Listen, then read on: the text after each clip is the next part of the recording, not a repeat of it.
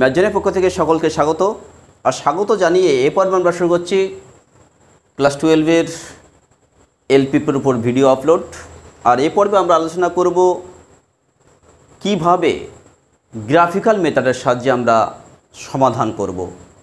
এর আগে আমরা ফর্মুলা টু এলপিপি অর্থাৎ সমস্যা কী করে গঠন করতে হয় এবং তার আগে বেসিক ধারণা আমরা দিয়ে দিয়েছি। যাই হোক, আমরা দীর্ঘায়িত করব না, আসছি আমরা মূল পর্বে। তা শিক্ষার্থী বন্ধুদের বলবো যে তোমরা গ্রাফিক্যাল মেথডের সাহায্যে সমাধান করার ক্ষেত্রে কতগুলো বিষয় মাথায় রাখবে এবং এই ধাপগুলো তোমরা যদি ঠিকঠাক করে আসো এবং পরপর এই ধাপগুলো মেনটেন করো, তাহলে তোমরা কিন্তু অবশ্যই পাঁচে যে 5 নম্বর থাকে সেই 5-এ কিন্তু তুমি 5 অবশ্যই পেয়ে যাবে। তা প্রথম যে ধাপ আছে সেখানে লিখতে হবে প্রদত্ত বাধাগোষ্ঠীগুলির অনুরূপ সমীকরণ। কি বললাম?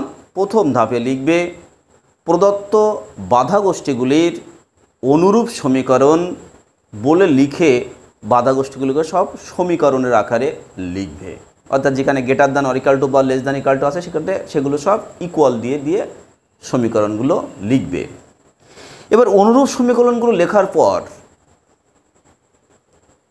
যেগুলো মূলবিন্দুগামী নয় সেইগুলো বাদে অবশ্যই সরলরেখাগুলোকে কি করবে? ছেদিতাংশ আকারে প্রকাশ করবে। অর্থাৎ x by something plus y by something সমান 1 এই আকারে প্রকাশ করবে। প্রকাশ করার পর এই সরলরেখাগুলো তোমরা কি করবে যে না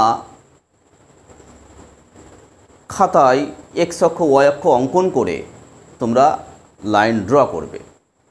তবে মাথায় রাখবে লাইন ড্র করার ক্ষেত্রে অবশ্যই তোমরা যে x অক্ষ y অক্ষ ড্র করেছো সেখানে যে ক্ষুদ্র ক্ষুদ্র অংশগুলো নেবে, আমি বলবো তোমরা স্কেল বসিয়ে 1 সেন্টিমিটার অন্তর অন্তর x অক্ষ বরাবর এবং y অক্ষ বরাবর তোমরা ক্ষুদ্র ক্ষুদ্র অংশগুলো কেটে নেবে। যদি প্রত্যেকটা x অক্ষ বরাবর এবং y অক্ষ বরাবর ইউনিটগুলোর দূরত্ব একই থাকে তাহলে ফিগার কিন্তু যথেষ্ট ভালো আসে এবং আমাদের ত্রুটি অনেকটাই কম হয়। তাহলে এই দুটো বিষয় আমি বললাম। এরপর সমীকরণগুলোর যে লাইন ড্র করা হলো সেই লাইনগুলোকে নাম দেওয়া, অর্থাৎ এ বি সি ডি ইত্যাদি নাম দেওয়া। সেগুলো কিন্তু অবশ্যই তোমরা লিখবে যে 1 নম্বর সমীকরণকে এ বি, হয়তো 2 নম্বর সমীকরণকে সি ডি, 3 নম্বর থাকলে ইএফ ইত্যাদি দ্বারা প্রকাশ করা হলো। এটা করার পর তোমরা কি করবে? সমাধান অঞ্চল সেটাকে চিহ্নিত করবে। আর সমাধান অঞ্চল চিহ্নিত করার ক্ষেত্রে সাধারণত দুটো একটা কেস ব্যতিক্রম হয়। কি বললাম?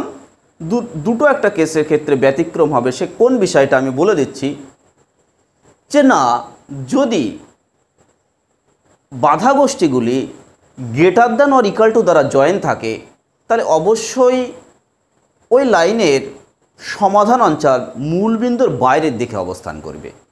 আর যদি less than or equal to দ্বারা জয়েন থাকে তাহলে অবশ্যই মূলবিন্দুর দিকে ও সমাধান অঞ্চল থাকে।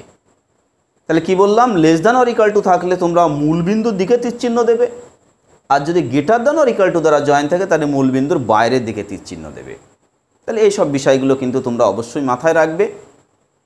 আর একটা বিষয় যেখানে বুঝতে অসুবিধা হবে সেখানে তোমরা কি করবে?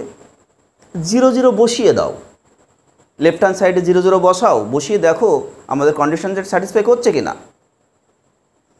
যদি কন্ডিশন স্যাটিসফাই করে তাহলে অবশ্যই মূলবিন্দুর দিকে ওর তীরচিহ্ন হবে, আর যদি কন্ডিশন স্যাটিসফাই না করে তাহলে বাইরের দিকে হবে।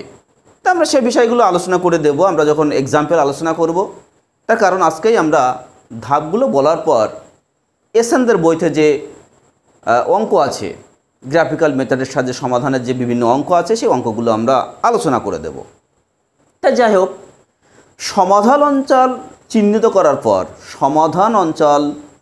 করার পর তোমরা অবশ্যই কি করবে? সেই সমাধান অঞ্চলটা একটা নাম দিয়ে দেবে, পি কিউ আর এস ইত্যাদি নাম দিয়ে দেবে। নাম দেওয়ার পর ওই সমাধান অঞ্চলের যে প্রান্তিক বিন্দুগুলো থাকবে সেই প্রান্তিক বিন্দুগুলোর স্থানাঙ্ক লিখবে। দেখবে যেগুলো তোমরা লাইন ড্র করেছো তার ক্ষেত্রে দেখবে এক্স অক্ষ ওয়াই অক্ষের উপরে যে পয়েন্টগুলো আছে সেগুলো তোমরা সহজে পেয়ে যাচ্ছ। আর যদি অন্য কোথাও যদি সেট করে দুটো লাইন বা তিনটে লাইন, তাহলে সেক্ষেত্রে তোমরা কি করবে, দুটো লাইন সমাধান করে অপনয়ন পদ্ধতি হোক বা যে কোনো পদ্ধতিতে সমাধান করে তোমরা সেই ছেদ বিন্দুটা বের করবে। এবার প্রান্তিক বিন্দুগুলো বের করার পর তোমরা অবশ্যই একটা লাইনে লিখে দেবে যে কার্যকর সমাধান অঞ্চলের প্রান্তিক বিন্দুগুলির স্থানাঙ্ক যথাক্রমে হয়তো পি ফার্স্ট ব্র্যাকেটে একটা বিন্দু, কিউ ফার্স্ট ব্র্যাকেটে বিন্দু, আর ফার্স্ট ব্র্যাকেটে বিন্দু, এরকম প্রান্তিক বিন্দুগুলোর স্থানাঙ্ক অবশ্যই লিখবে, কারণ এর জন্য কিন্তু নাম্বার বরাদ্দ থাকে। এরপর প্রান্তিক বিন্দু লেখার পর তোমরা কি করবে, যদি প্রান্তিক সমাধান বলে তাহলে তোমরা ওই প্রত্যেকটা প্রান্তিক বিন্দুতে অবজেক্টিভ ফাংশনের মান নির্ণয় করবে। এবার যদি ম্যাক্সিমাইজেশন প্রবলেম বা চরম সমস্যা থাকে তাহলে কি করবে, যে না ওই যে মানগুলো বের করলে প্রান্তিক বিন্দুতে তাদের মধ্যে যে মানটা সব থেকে বড় সেইটাই হচ্ছে আমাদের নির্ণয় সমাধান, বা সেইটাই হচ্ছে আমাদের ম্যাক্সিমাম মান বা চরম মান। আবার যদি মিনিমাইজেশন প্রবলেম বা অবম মানের ক্ষেত্রে আমাদের সমাধান করতে বলে তাহলে ওই প্রান্তিক বিন্দুতে যে আমরা মানগুলো পেয়েছি তাদের মধ্যে সবথেকে যে লোয়েস্ট মান, সেই লোয়েস্ট মানটাই হবে আমাদের নির্ণয় সমাধান। তাই এখানে মাথায় রাখবে, যদি প্রান্তিক সমাধান না বলে দেয় তাহলে সেক্ষেত্রে দু ধরনের সমাধান কিন্তু আসতে পারে। একটা প্রান্তিক সমাধানের জন্য সমাধান আসতে পারে, আর একটা কার্যকর সমাধান কিন্তু একটা আসতে পারে। কার্যকর সমাধানটা কি, যে বিন্দুর মধ্য দিয়ে আমাদের প্রত্যেকটি বাধা গোষ্ঠী পাস করবে সেই বিন্দুতে যে সমাধান হবে সেই সমাধান হচ্ছে কার্যকর সমাধান। তা আমি শিক্ষার্থী বন্ধুদের বলবো, যদি শুধুমাত্র বলে সমাধান নির্ণয় করো, তোমরা অবশ্যই দুটো উত্তর লিখে আসবে। লিখবে অর্থাৎ নির্ণয় প্রান্তিক সমাধান, অর্থাৎ প্রান্তিক সমাধান যেটা আগে বলেছি সেই অনুযায়ী তার একটা উত্তর লিখবে, আর লিখবে অথবা কার্যকর সমাধান, অর্থাৎ যে বিন্দুর মধ্য দিয়ে আমাদের বাধা গোষ্ঠীগুলি সব পাস করছে সেই বিন্দুর জন্য যে সমাধান, সেটা আমরা এক্সাম্পলে অবশ্যই আলোচনা করব। এছাড়া আমাদের থাকে কি, হয়তো থাকে যে দেখাও যে এর কোনো সমাধান নেই। তা সমাধান নেই আমরা কোন ক্ষেত্রে বা কিভাবে দেখাবো, যদি দেখো যে কার্যকর সমাধান অঞ্চল উৎপন্ন আদৌ হচ্ছে না, বা প্রথম পাদ বাদে অন্য কোনো পাদে যদি কার্যকর সমাধান উৎপন্ন হয় তাহলে সেই সমস্যার কোনো সমাধান থাকে না। আর কি থাকে, যে দেখাও যে এর অসংখ্য সমাধান আছে। তা অসংখ্য সমাধান আছে এইটা যদি আমাদের প্রমাণ করতে দেয় তাহলে আমরা কি করব, আমরা প্রথম ধাপ, যেগুলো আমরা প্রথম দিকে যে ধাপগুলো পরপর বলেছি সেই ধাপ অনুযায়ী আমরা গ্রাফটা অঙ্কন করব। অঙ্কন করার পর আমরা যে বিন্দুতে আমরা অবম মান বা চরম মান পাবো, বা যে চরম মান আমরা পাবো সেই চরম মানের জন্য আমরা অবজেক্টিভ ফাংশনের একটা ডটেড লাইন ড্র করব। সেটাও আমরা অবশ্যই দেখিয়ে দেব। সেই ডটেড লাইন যদি সমাধান অঞ্চলের মধ্য দিয়ে পাস করে, কি বললাম, ডটেড লাইন যদি সমাধান অঞ্চলের মধ্য দিয়ে পাস করে তাহলে অবশ্যই কি হবে, যে না ওর অসংখ্য সমাধান আছে। আরও বলে যে দেখাও যে এর অসংখ্য প্রান্তিক সমাধান আছে। যদি অসংখ্য প্রান্তিক সমাধান দেখাতে বলে তাহলে সেক্ষেত্রে আমরা কি করব, সেখানেও আমরা ডটেড লাইন টানব।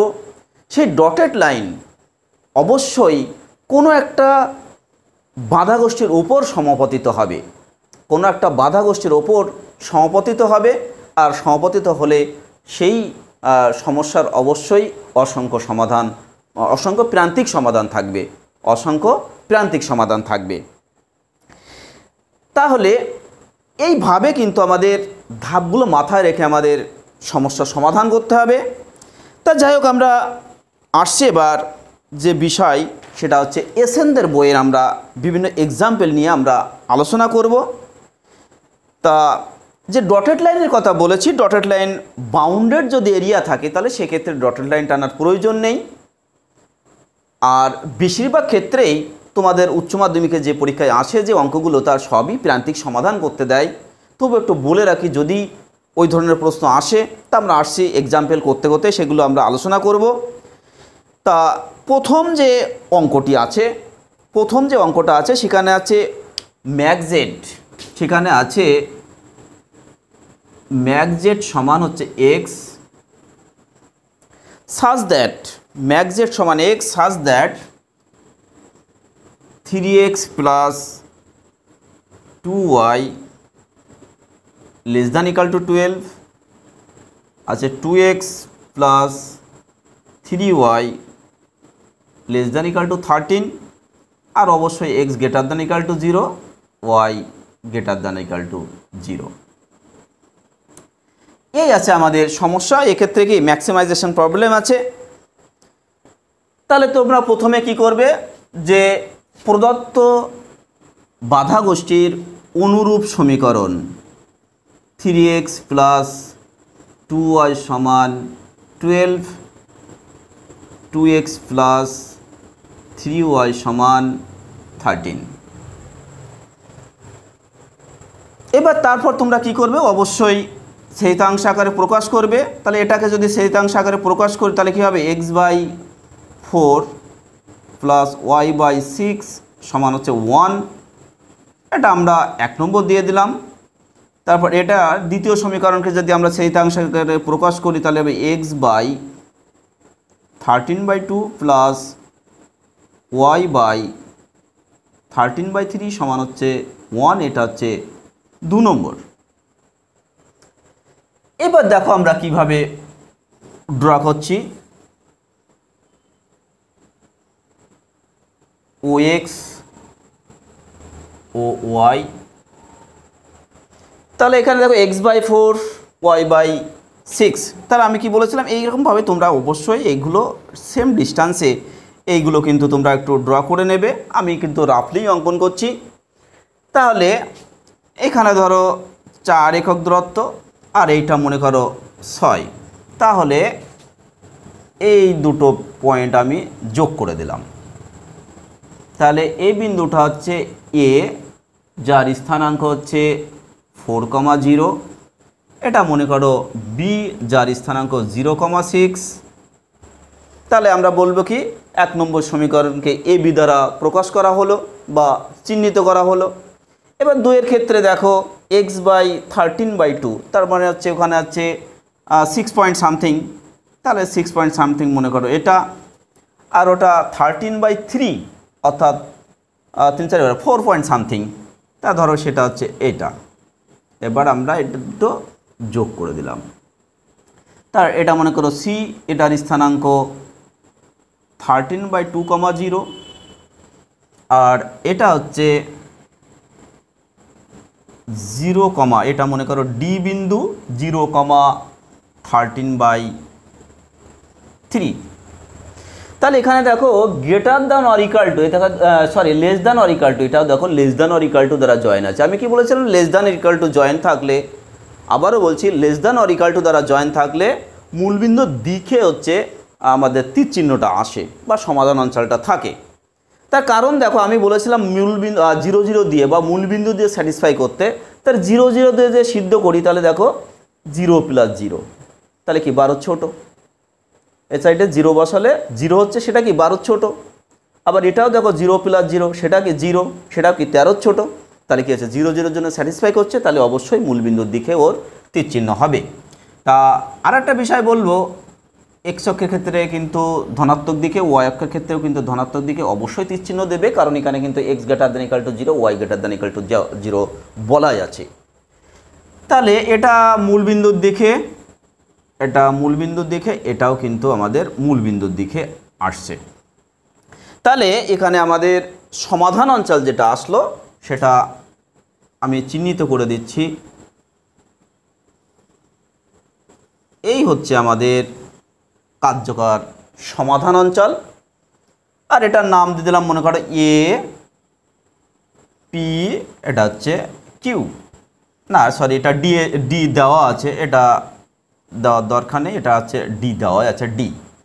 তাহলে আমাদের কার্যকর সমাধান অঞ্চল হচ্ছে O A P D, O A P D. তাহলে এক্ষেত্রে আমাদের এই যে পি বিন্দু, এই পি বিন্দুর স্থানাঙ্কটা কিন্তু আমাদের বের করতে হচ্ছে। এটা একটা প্রান্তিক বিন্দু, এটা একটা, এটা এবং এটা, এই চারটে হচ্ছে আমাদের প্রান্তিক বিন্দু। তা পি বিন্দুটা কি, ওই দুটো লাইন কিন্তু ছেদ করেছে, তাহলে ওই দুটো লাইন সমাধান করে আমাদের পি বিন্দুর স্থানাঙ্ক বের করতে হবে। তাহলে এখানে আছে কত, 3x + 2y = 12, আর এখানে আছে 2x + 3y, তাহলে এটাকে আমরা 2 দিয়ে গুণ করছি, তাহলে কি হবে 6x + 4y = হচ্ছে 12, আর এটা 3 দিয়ে, তাহলে হবে কি 6x + 9y = 39, তাহলে মাইনাস মাইনাস মাইনাস, তাহলে এটা কি হবে -4y সমান, এখানে হচ্ছে এটা 2 দিয়ে গুণ করেছে, তাহলে এটা হবে 24, এটা হবে 24, অর্থাৎ -15, আর এটা এটা 5y, তাহলে অর্থাৎ y সমান আসছে আমাদের 3, তাহলে y সমান 3 আসছে। তাহলে আবারও বলছি, এটাকে আমরা 2 দিয়ে, এটাকে আমরা 3 দিয়ে গুণ করেছি, গুণ করে আমরা সমাধান করে y সমান পেলাম 3। এবার আমরা যে কোনো একটা সমীকরণে y এর মান বসাবো, তাহলে এখানে আছে কি 2x + 3y = 13, তাহলে 2x = 13 - 9, অর্থাৎ হবে 4, অর্থাৎ x সমান হচ্ছে 2। তাহলে এই বিন্দুর স্থানাঙ্ক আমরা পাচ্ছি কত, 2,3। তাহলে এবার আমাদের কি কাজ, যে না আমরা ZH, আমরা ZA, Z0, তাহলে ZO এর জন্য আমরা পাবো 0, ZA এর জন্য পাবো আমরা 4, তারপরে ZP এর জন্য আমরা মান পাবো 2, আর ZD এর জন্য আমরা মান পাবো 0। তাহলে ম্যাক্সিমাইজেশন প্রবলেম বলেছে, তাহলে এইটা হচ্ছে আমাদের উত্তর। তাহলে এখানে নির্ণয় প্রান্তিক সমাধান ম্যাক্স z = 4, যেখানে x = 4 আর y = 0। এইভাবে আমাদের কিন্তু সমাধান করতে হবে। এরপরে আমরা আসব পরের যে এক্সাম্পল 7-এর দাগে। এটা ছিল অবশ্যই এসএন দে বইয়ের 4-এর দাগের অঙ্ক। এরপর যাচ্ছি আমরা 7-এর দাগ। 7-এর দাগে যে অঙ্ক আছে, 7-এর দাগে যে অঙ্ক আছে সেখানেও আমাদের বলা আছে সমাধান করো। তাই এখানে বলা আছে মিন জেড সমান 5x + 7y, আর বাধা গোষ্ঠী হচ্ছে 3x + 2y ≥ 12, আর হচ্ছে 2x + 3y ≥ 13, আর x ≥ 0, y ≥ 0। তাই এখানে আমরা যে ধাপগুলো বলেছি, এই ধাপ অনুযায়ী তোমরা এগিয়ে যাবে। এখানে আমি আর নতুন করে আর বলছি না। তাহলে ও এক্স ওয়াই, তাহলে এটা হবে 4 6, তাহলে এটা এ বিন্দু যার স্থানাঙ্ক 4,0, এটা হচ্ছে বি বিন্দু স্থানাঙ্ক 0,6, তারপরে আসবে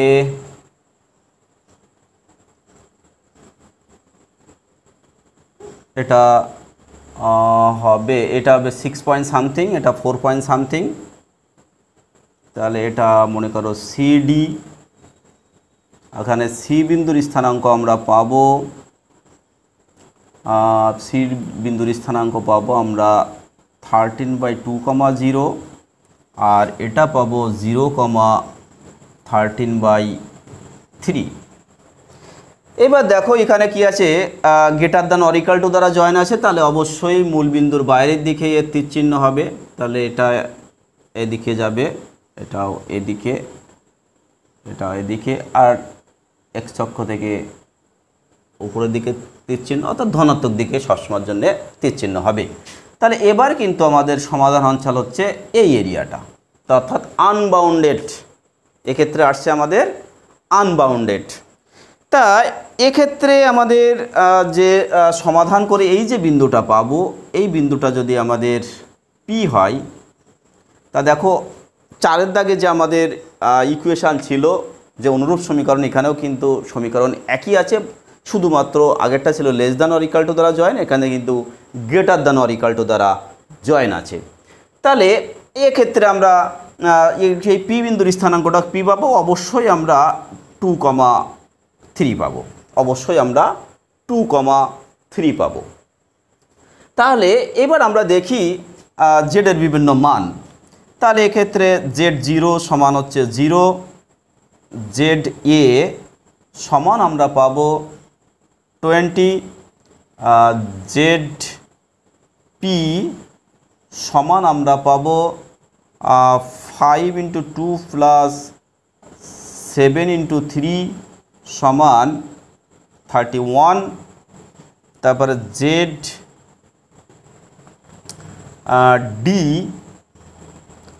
ZD সমান আমরা পাবো 5 × 0 + 7 × 13/3। তাহলে এখানে মিনিমাম হচ্ছে এটা হচ্ছে আমাদের মিনিমাম। তাহলে আমাদের এ বিন্দুতেই সমাধান আছে।